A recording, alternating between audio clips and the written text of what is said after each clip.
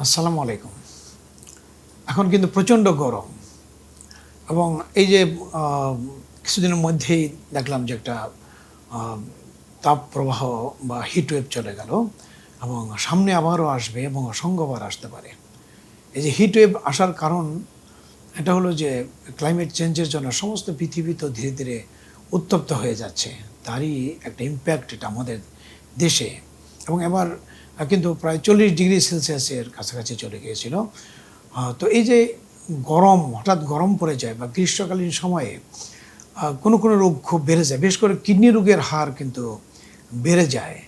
তো আজকে আমি একটু আপনাদের একটু সাবধান করার জন্য বা সতর্ক করার জন্য যে এই যে হিট ওয়েভে আমাদের কিডনি কী ধরনের কিডনি রোগ হতে পারে এবং সেগুলো আমরা কিভাবে প্রতিরোধ করতে পারি, এ ব্যাপারে কিছু কথা বলবো।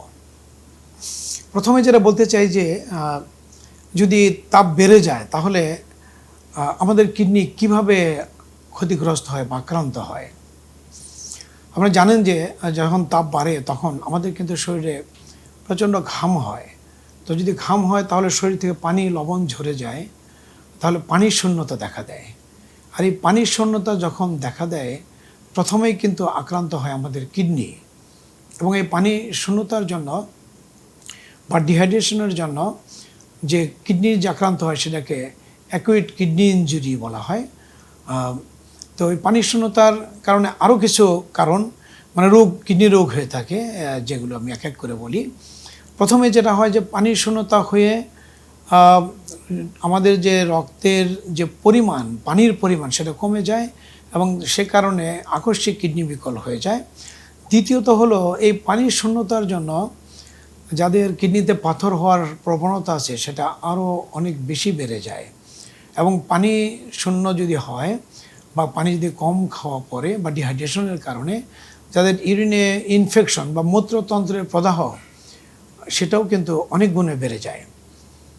তাছাড়া যাদের অলরেডি কিডনি রোগ আছে, বিশেষ করে ক্রনিক কিডনি ডিজিজ যাকে বলা হয় সিকেডি আছে, তাদের কিন্তু হঠাৎ করে যদি পানি শূন্যতা হয় তাহলে হঠাৎ করেই এটা এই রোগের তীব্রতা বেড়ে যেতে পারে।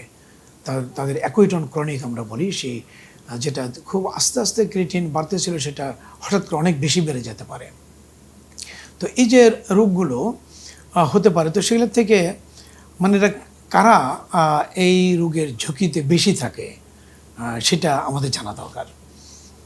দেখেন, আমাদের দেশে কিন্তু যে কৃষক শ্রমিক ভাইরা তারা কিন্তু এখন এই যে গরম আসতেছে, গরমের সময় ধান কাটবে। ধান কাটার জন্য তারা প্রচণ্ড গরমে সারাদিন এই রোদের মধ্যে কাজ করতে হবে। তো এই কৃষক ভাই যারা রোদের মধ্যে কাজ করে এরা কিন্তু প্রথম ভিকটিম। দ্বিতীয়ত যারা এই রোদের মধ্যে যারা শহরে যারা থাকে, যারা রিক্সা চালায়, ভ্যান চালায়, তারা এটার ভিকটিম। তৃতীয়ত যারা মিডল ইস্টে যারা কাজ করেন তারাও কিন্তু প্রচণ্ড রোদের মধ্যে তারা কাজ করেন, তারাও ভিকটিম। তাছাড়া যারা বিভিন্ন কলকারখানায় কাজ করেন যেখানে প্রচণ্ড গরম, এমনিতেই গরম থাকে পরিবেশ, তো তারাও কিন্তু এর জন্য অত্যন্ত ঝুঁকিতে থাকে। তো তাছাড়াও যাদের রোগ আমরা যাদের বলি, যাদের ডায়াবেটিস আছে, যাদের উচ্চ রক্তচাপ আছে, যাদের বয়স অনেক বেশি অথবা যারা শিশু, এরা সবাই কিন্তু এই রোগের জন্য অতিরিক্ত ঝুঁকিতে থাকে। তো কাজেই আমরা তাহলে এই ঝুঁকি এড়াতে, এই কিডনি রোগের ঝুঁকি এড়াতে আমরা কী করতে পারি, আমরা কি সাবধানতা অবলম্বন করতে পারি? প্রথমে হলো যে আমাদের এই যে গরমের জন্য শরীর থেকে ঘাম ঝরে, লবণ ঝরে, আমাদের যে পানির শূন্যতা দেখা দেয়, তো সেটা আমাদের কাটিয়ে উঠতে হবে। সেটার জন্য খুব সহজ উপায়, আমরা যেখানেই কাজ করি, আমরা মাঠে কাজ করলে একটা পানির বোতল অথবা পানি নিয়ে যাব, সেখানে একটু পিপাসা হলে আমরা পানি খেয়ে নেব এবং সে সাথে বিভিন্ন ফল টল, যদি মৌসুমি ফল যেগুলো সামনের দিকে আম আসবে, কাঁঠাল পাওয়া যাবে এগুলো, এবং যারা রোদে কাজ করবেন ঘাম হয় তারা কিন্তু একটু লবণ দিয়েও, টক ফল যেগুলো আছে, টক আম আছে, তারা লবণ দিয়েও খেতে পারেন, কারণ ঘামের সাথে কিন্তু অনেক লবণ চলে যায় এবং প্রেশার যদি কমে যায় তাহলে তারা লবণ পানিও খেতে পারেন। বা খাবার স্যালাইন যেটা আছে, ওর স্যালাইন, যদি দেখা যায় খুব বেশি ঘাম হয়েছে, দাঁড়ালেই মাথা চক্কর দিয়ে ওঠে, চোখে অন্ধকার দেখা এরকম যদি হয়, তাহলে কিন্তু তাদেরকে অবশ্যই খাবার স্যালাইন অথবা লবণ পানি খেতে হবে। কারণ তাদের এই পানি কমে যাওয়ার জন্য তাদের রক্তচাপ কমে যেতে পারে এবং সেই জন্য এরা হিট স্ট্রোক বা শকে চলে যেতে পারে। দ্বিতীয়ত, যারা মাঠে কাজ করেন তাদের চেষ্টা করবেন যে দুপুরের রোদটাকে যদি কোনো ক্রমে এড়ানো যায়, অথবা কাজের ফাঁকে ফাঁকে পাশে কোনো ছায়ায় যে একটু বিশ্রাম নিয়ে আবার তারা কাজ করবেন। যারা রিক্সা চালান বা কলকারখানায় কাজ করেন, প্রত্যেকেই পর্যাপ্ত পরিমাণে তাদের পানি পান করতে হবে।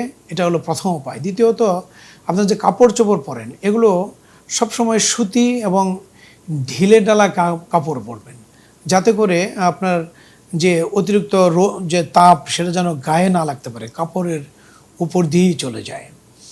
তো এই সতর্কতা যদি অবলম্বন করেন, পাশাপাশি আরেকটা জিনিস মনে রাখতে হবে যে এই গরমের সময় কিন্তু আমাদের প্রচণ্ড পিপাসা হয়। তখন রাস্তাঘাটে দেখবেন যে অনেক ধরনের খোলা পানীয় বিক্রি হয় এবং রং বেরঙের। একদিকে সেই রঙিন পানি, সেই রং যেমন আমাদের ক্ষতি করে, দ্বিতীয়ত সেগুলো যদি হাইজিনিক না হয় তাহলে ওগুলোর মধ্যে কিন্তু অনেক জীবাণু যেতে পারে, যার কারণে ডায়রিয়া, বমি, এগুলো কলেরা এগুলো হয়ে আরও পানি শূন্যতা হয়ে আরও কিডনি রোগ বাড়িয়ে দিতে পারে।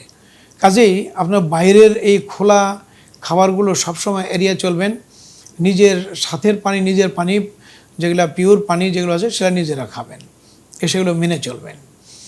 তো পরিশেষে আমি যেটা বলতে চাই যে গরম এ তো আসবে, গরম কিন্তু আমরা ঠেকাতে পারবো না, কিন্তু আমরা যদি একটু সাবধান হয়ে সতর্ক থাকি, তাহলে কিন্তু এই গরমের প্রভাবে যে আমাদের কিডনি নষ্ট হয়ে যায় এবং সেটা কিন্তু আমরা প্রতিরোধ করতে পারবো। এবং সেটার জন্য কি করতে হবে?